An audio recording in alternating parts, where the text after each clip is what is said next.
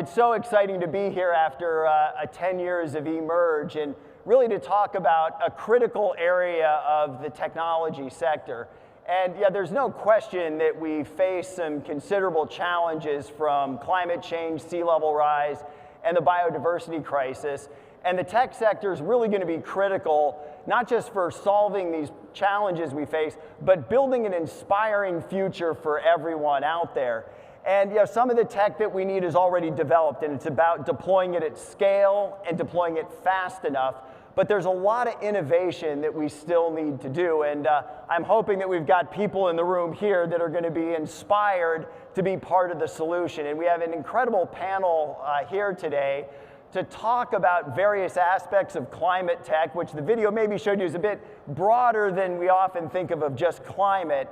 And hopefully we'll inspire you to get involved. And Jaime, I'm going to start with you. You're the Associate Dean of Research and Innovation at the University of Georgia College of Engineering, and now you're at the National Science Foundation in the Technology, Innovation and Partnerships program. So when you look at these big challenges we're facing, where is NSF looking to invest, especially in the private sector and in partnerships? Thanks, Mike. I think it's have to probably start with saying NSF invests in the sciences. So, but after saying that, of course, because of the CHIPS and Science Act, so we have some key priority areas now that we are working on that actually you can read them. There are 10 of them, but includes like the topics that we have discussing today: artificial intelligence, quantum technologies, biotechnologies, cybersecurity, new materials, disaster prevention. So we have this group of technologies that are our direction, but probably we'll have to also go back to the same act in the transformation of NSF. So traditional NSF had been having the science verticals, and after the CHIPS and Science Act, a new directorate was created, and that's the directorate I'm working on that is called TIP, the Technology, Innovation and Partnerships. And it does make sense to talk about it because if you think about all those areas that we are talking about, all these domains that we are working on, these are very complex problems, and they're all very intertwined. So it's very hard to say that, well, for example, I forgot about robotics and automation. It's very hard to say robotics and automation will not be taking advantage of artificial intelligence, or new materials and disaster prevention. So they're all kind of connected. So that's one characteristic. And the other one is that they're very complex problems, so we need partnerships. So that's kind of like, now, the second challenge is how to translate those technologies. And we at NSF, we believe that at universities, we have a huge innovation engine. So we have been doing everything possible to transform the way that we interact with academia and creating all the tools necessary for doing that translation. So that's where we are today. Excellent. Now, I'm guaranteeing someone out there is thinking, I have an idea. What do I do to work with NSF to help bring that, or what would the steps be for somebody who has an idea that wants to be part of the solution? Well, it depends, of course. But so if you are working on an idea and you are a new startup, of course, one way to interact is through the SBIR program, SBIR, STTR program, so the American Seed Funds. So that's the easy, but you have to be working in some deep technologies, of course. That's kind of like a requirement. Now, if you're in academia, of course, there are many other different programs. I do run the I-Corps program. There is a training for entrepreneurs. Now, we also have a PFI, so there's a series of programs.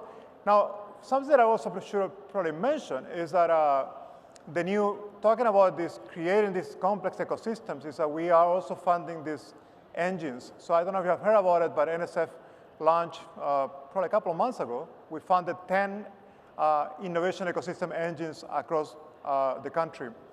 And one of the things that one of them actually is in Central Florida and semiconductors. But there are other 9. One that I always like to mention is there's one in North Dakota State doing advanced agriculture. So if you are in any of those domains of the 10 engines, you should probably approach them in their ecosystems because they are it's a much larger discussion where you can participate. Excellent. And speaking of ecosystems, the other big one here in South Florida is the Climate Resilience Tech Hub that the Economic Development Authority just built here in South Florida. We are the only climate tech hub in the country. And so this is going to be the place where we're building the new technologies that are going to help solve problems, not just here, but around the world. And yeah, part of that is making sure that we've got the right partnerships across universities. And Todd, it's been really inspiring for me to see the work that you and our faculty at FIU have been doing throughout the community to make sure that we're harnessing all the power of academia, the community, NGOs, entrepreneurs to solve the big problems. But what I want to hear about, and I'm sure a lot of people are curious, where are the big holes? What does the tech sector need to do to really help solve these big challenges so Miami is that thriving, amazing place that we know it's going to be 50 years, 100 years from now? Right, so what I'm buoyed by, what I'm so hopeful about is, especially in coastal communities, we all have the feeling of it's all hands on deck. We all see climate changing so fast, we see the challenges, we see the opportunities. When a group like NSF, who was a very basic funding agency, now has programs aimed at university, private, business partnerships, that sends a big signal that we're all working on this together. And so what that does, I think, for the first time is it brings sort of the ecosystems in collaboration with the business sector and the private sector in the economics. And that's the only way we're really going to solve these problems. So now I think we've got the intersections and we've got the fabric. I'm also delighted with the emergence of things like the EcoCrete and the big 3D printing. So we're building artificial reefs and we're moving back to green infrastructure. So the big hole I see is as we do these big projects like restore coral reefs at scale, maybe it's a 1-mile track reef, as we restore mangrove forests because they're our best defense against storm surge and hurricane winds, as we restore seagrass beds, we need to do a much better job of analyzing them for success, assessing them. And we now are in an era of autonomous vehicles, robots, pretty affordable environmental sensors where I can actually measure how an ecosystem responds that's a mile long in a single day. It takes a lot of data, it takes a lot of data storage, and it takes a lot of data analyses. But I think what we're going to learn when we truly start assessing these large-scale restoration programs, green and gray infrastructure, is that it is way cheaper to use green infrastructure and get the ecosystems back than to build hard surface like seawalls and stuff like that. Living shorelines, new coral reefs, that's the future. And I think our new data as it evolves will show us that that's the economically most viable way. But then it all comes down to that huge amount of data. And I'll leave it at that, because I think that's what next. Excellent. And I mean, I think, you mentioned AI. We heard earlier today that one of the speakers suggested there'd be 2 types of companies in a few years, those that have fully harnessed AI and those that are no longer in business. So, that big data and AI is going to be really critical. And we've heard all about AI already today, but we've also heard about innovation and inspiration for impact. And I think that's what eMERGE is all about. And Katie, you're there early days of Facebook, serial entrepreneur, a conservation technologist, and I think your work brings together artificial intelligence and inspiration in a way that's really impressive. And for those that you don't know, Katie is the co-founder and CEO of a group called the Earth Species Project. And their goal is to use AI to unravel animal communication. Yes, that's basically talk to the animals eventually, right? But I want to hear from you. What are the biggest challenges in decoding animal communication? Yeah, there's never been a better time to be trying to solve this problem of what are the animals saying? What are their lives like? This has been something that has mystified and engaged human beings from the moments we've walked the earth. And I'd love to highlight just 2 big challenges. One of them Todd brought up already, which is the massive amount of data that is being collected and has been collected by observers and researchers for thousands, and in the last couple of decades, really intensively. And this is not just, data that is put up in a tree and is passively receiving signals. This is data that is now harvested on are collected on sensors that are as small as my thumbnail that can track things like accelerometry and video and audio and altitude and depth. The amount of data that we have access to is profound, but the magnitude is way too big for any one human being or army of scientists to analyze. So that's the first challenge. And then the second one is, how would it be possible for human beings to decode the subjective life experience of an animal that has evolved millions of years on a different trajectory from us? They've evolved to live so much longer or die so much earlier than us. They move so much faster. They move so much slower. They perceive ultraviolet light, or they hear what we couldn't even imagine at frequencies that go well beyond what we're able to detect. And so what's interesting to think about with AI is it's kind of like a telescope, wherein it's able to allow us to see beyond the frontier by enabling us to detect patterns in the data and these connections to be able to help us see for the first time how there is information in this complex phenomena that is just unimaginably interconnected in ways we don't know. And I love to cite this anecdote about Bob Williams, the NASA astronomer that somehow convinced his colleagues to point the Hubble telescope at what was a void. It had nothing really, it was emptiness. And in doing that, the Hubble telescope, which was the most expensive instrument developed at the time, was able to see that there were thousands and thousands of galaxies, both near and far. It pushed the frontier of what we knew. And AI is like that. AI is able to perceive us so much meaning in the data that we wouldn't otherwise know.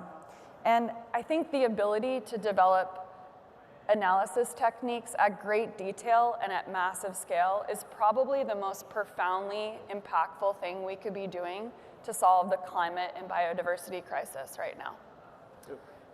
Excellent. So, I have to ask it. We go forward a few years. I mean, there was a news story that, a group may have started to communicate with a whale. You've started to decode this, and you may be able to actually communicate with animals. What would you say? And what are some of the implications of having that communication? Yeah, I'm really glad you brought this up. Being able to talk to animals has been something that human beings have aspired for our entire existence. We see it in our mythologies going back thousands of years. Indigenous Americans living in the United States and elsewhere have talked about being able to have a dialogue with corvids, and it's in the mythologies. This is something that we reach for, and the question is, we may have this ability, but should we? What is our responsibility by giving rise to new technologies that we should anticipate? And if you go to our website, you'll see this big image of a human being alongside a sperm whale. That's actually me. And I was able to feel that experience of being, what's it like to be next to a being, and ask those questions. And a lot of us have been asking, what is the things that we should anticipate about when these technologies and how these technologies will give rise? What are the bad actors? What are the unanticipated consequences that we should feel responsible for? And we alone as technologists should not be in charge of that. There needs to be interdisciplinary, interdepartmental conversations that happen where we all are deciding, how do we move forward with this technology in a way that is towards a grander mission of changing our relationship with nature, not continuing to exploit it or extract from it. Excellent. And I think that really shows that with all of these, we have to be deploying them with care, but getting that insight really shows the biodiversity is worth protecting, and it's really part of the climate issue. But I want to ask each one of you to look forward a way, and where do you see us in 20 years? Where does the technology, where are the holes likely to be? Paint a vision of the future for me in your area. So maybe Todd, think about Biscayne Bay. We got the picture behind us. Why not start there? Yeah. What does it look like with those challenges of algal blooms, sea level rise? So 20 years from now, the kids, the generation now that are kids, will have come to appreciate. I've given up on my generation. We trashed the place, right? So now it's up to the next generations. But we'll have smart living seawalls. People will have data coming to them constantly. But the challenge is, and the hope has to be, that those data that will be served to every household real time so that you can see exactly what's going on in your backyard as well as 20 miles from now can be acted on in a quick fashion, that there is a will by the policymakers and stuff to do the things that they need to do, to fight the hard fights, to not just adapt today, but to understand what the long-term problems are with the climate and the environment, and to think long-term about how to mitigate those changes in the end, right? And so it's got to be tying together those two scales. It's a challenge, and that's where the hope has to be. And I'm just going to follow up on that really quickly. So again, we've got a lot of that generation you're talking to here, making decisions on where they're going to try to build new companies or make their mark. Where do you want to see some of that effort put? If you had somebody here saying, what should I do? I've got a ton of interests. Well, where do you need the most help to do I mean, so we have to decarbonize, right? Ultimately, we have to, the atmosphere has to change. And we have to get that heavy carbon blanket, and now methane is going to be the next thing. So we have to think a lot about methane coming up. But so I want people to be thinking long term and making decisions about mass transit and ways to sort of slow down the carbon. But I also want there to be just a general sense of ownership, that this is my neighborhood, my bay, my climate, and I'm going to understand it, and I'm going to make decisions that are going to protect it. And that's a mismatch right now. Katie, same question to you. Animal communication, 20 years, where are we? Where do we need to go still? Yep. So there's two things that I think will have happened in 20 years. The first is, by now everybody's familiar with ChatGPT. Our organization my kids use it every day. Our organization, the Earth Species Project, developed the first multimodal foundation model, which is ChatGPT. The underlying architecture is a transformer model. The technology came out in 2017 with a paper. That was actually the catalyzing foundational eureka moment for us, that it was time to start using AI to address the animal communication decoding problem. So in 20 years, imagine if you could go to something like a ChatGPT and probe it to ask, show me two elephants coming together, one matriarch, who are having a conversation about where the watering hole is. Show me a video of dolphins that are communicating before a mass stranding event. And so there's going to be the further development of these foundation models that are going to be able to provide us more information about what is being encoded in these communication signals. The other thing that's going to happen is that we're going to get much better at being able to understand the brain-body connection that happens using these models. So that way we can understand from the animal's point of view, what is meaningful in a signal that I'm receiving? And in doing so, we're going to be able to better assert what is materially important to an animal. And in doing all of this and accelerating all this scientific discovery, we all may wake up and reconnect to what is already there, this profound connection that we are not above nature, we're not at the center of it, we are connected to it.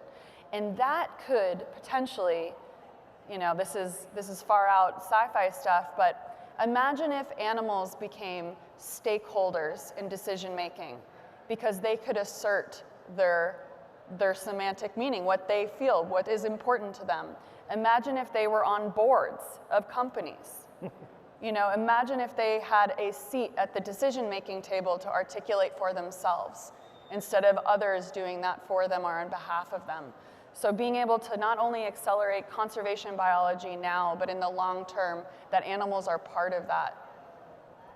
That is an exciting future, but it's also seeing the parallels between Todd talking about coastal resilience and using these tools to be able to have that early warning, to be able to make decisions fast enough to really affect the outcomes, and not just be watching what's happening, but to be able to be much more quickly reactive and hopefully eventually reactive with some of the predictive models. So Jaime, you can wear your hat as engineer or NSF guy, whichever you want. What do you see in 20 years in terms of the ecosystems, the grand challenges that are in front of us today, and where the gaps we need to make sure we're filling to get there? I think it's interesting. I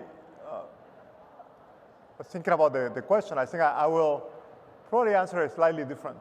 I don't think it's, from an NSF perspective, I don't think it's our goal is to kind of guess the future, but it's creating the tools to produce the future.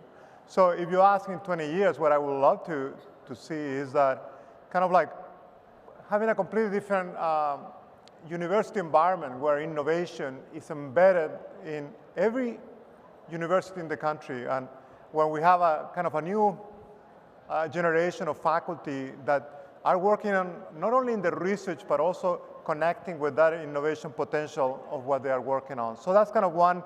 The other part is that I think is, for me, is maybe I'm dreaming here, but it's like I can envision also that that I include the whole country.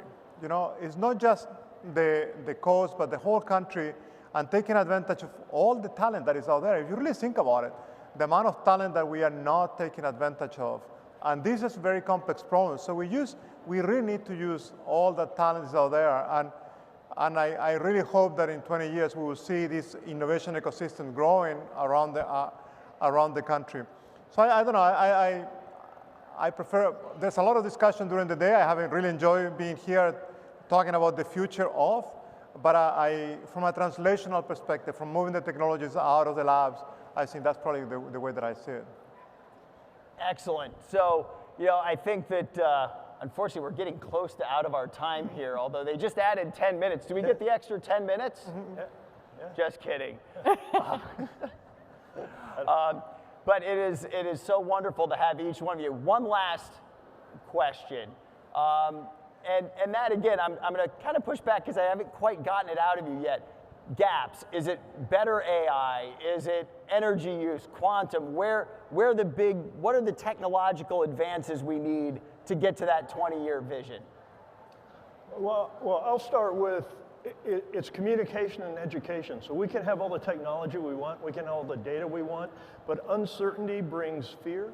And not knowing what's happening with the next storm. We now know that kids psychologically are almost afraid because they're hammered so much with climate and the impacts of climate and stuff that it's causing psychological issues. So one of the things we really need to concentrate on as we're creating these great models and these huge data sets is empowering people to understand what they mean and what the scenarios look like. And the fact that, yes, we're uncertain about when the hurricane hits or how big it is, but it's going to go this way or this way, and have more certainty.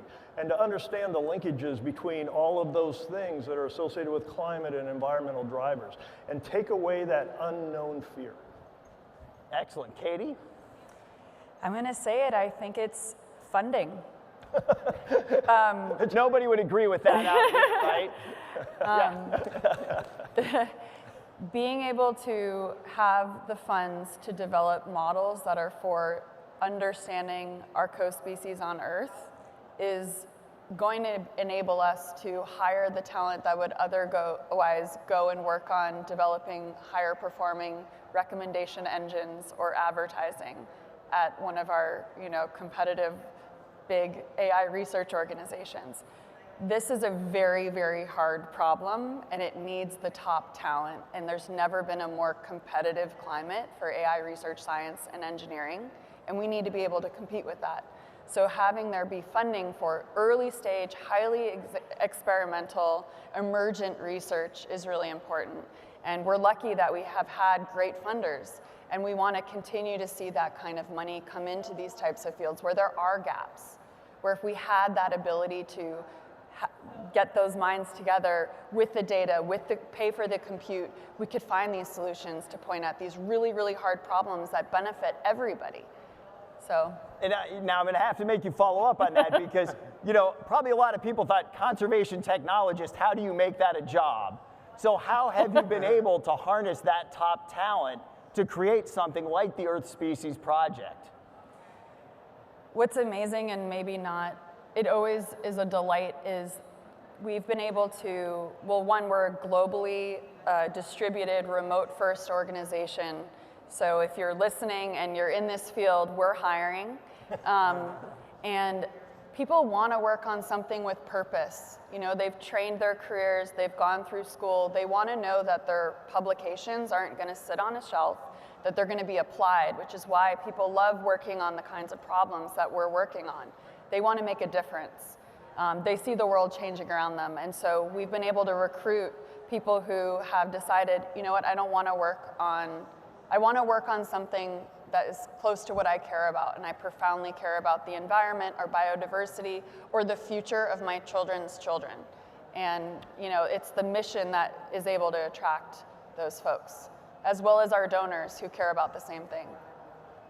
And so, you know, with that, with NSF, you heard the plug there for more funding. Are these the conversations that are going on about more maybe risk-taking in terms of funding streams? Because, you know, you're gonna, it's tech startup. I mean, I'm a scientist. I've learned a heck of a lot more when I have failed miserably and fallen on my face than when I, you know, kind of knew what I was doing the first time. But some would argue I never got there, but.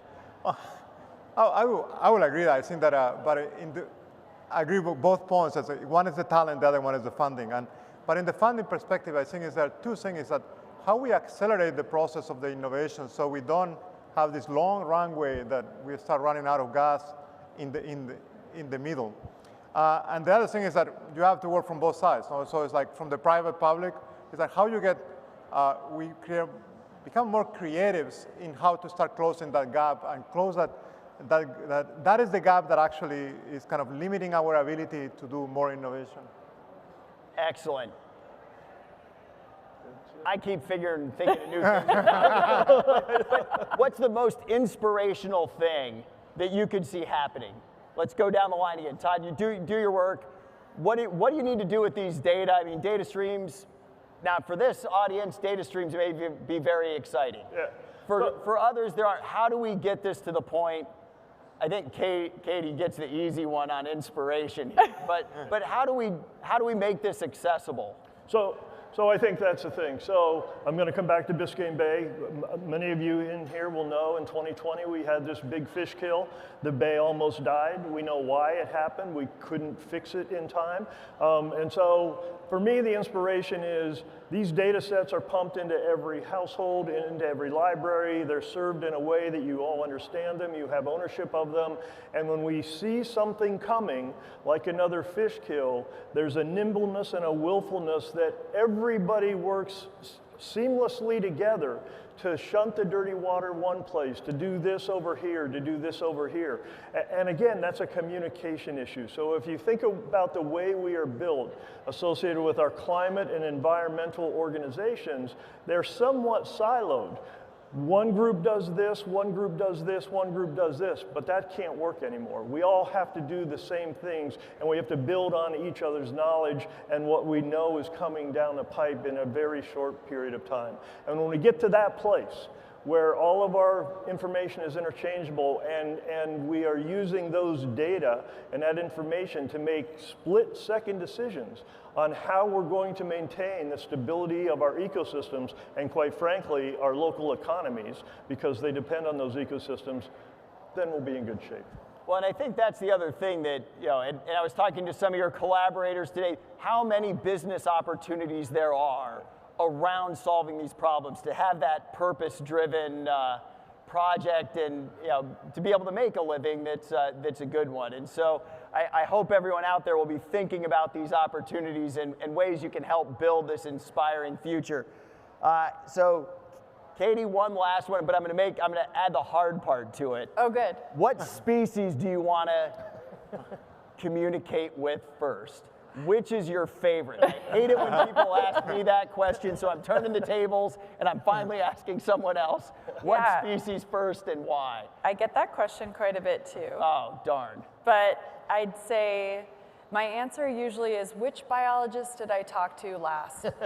And it's because what brought me to this work was wanting to help those on the front lines of conservation with the best that Silicon Valley had to offer. They are so passionate about whether it's slime mold, tadpoles, a sperm whale, a zebra finch, a bat. It doesn't matter what it is. Each of these species has a complex inner life that we know so little about. And so what brought me to this work is wanting to arm those who, in many cases, have duct tape and a clipboard with the best tools we have available to do their work, because they are conserving ecosystems on behalf of all of us, while the rest of us catch up to make better decisions about a sustainable future. So, who did I talk to last? It was a researcher who studies jumping spiders. Jumping spiders are my current favorite animal. Well, I'm going to have to try to turn you to the dark side here on a couple other species, but jumping spiders, I will give you, are very cool.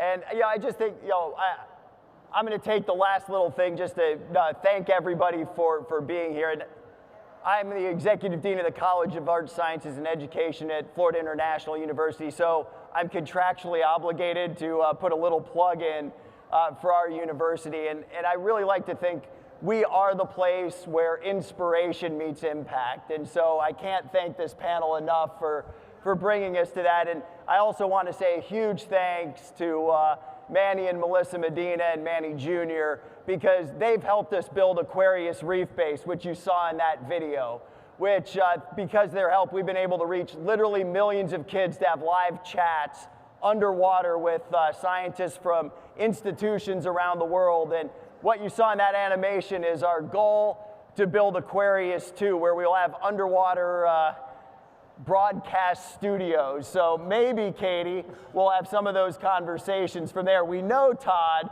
that we are going to have data streams coming in that are going to be available to everybody. And Jaime, we're going to become knocking pretty soon, but hopefully in partnership with many of you. So I want to thank everybody for being here. Please be here for the mayor's panel on the South Florida Climate Resilience Tech Hub, because this is really critical for our community. And not just the South Florida community, but for around the world, because we got a lot of people to inspire, a lot of talent to harness, so we can get the best people developing the tech we need to have not just a sustainable future, but an inspiring future. So thank you, enjoy the rest of the conference, and thanks to the panel. Thank you.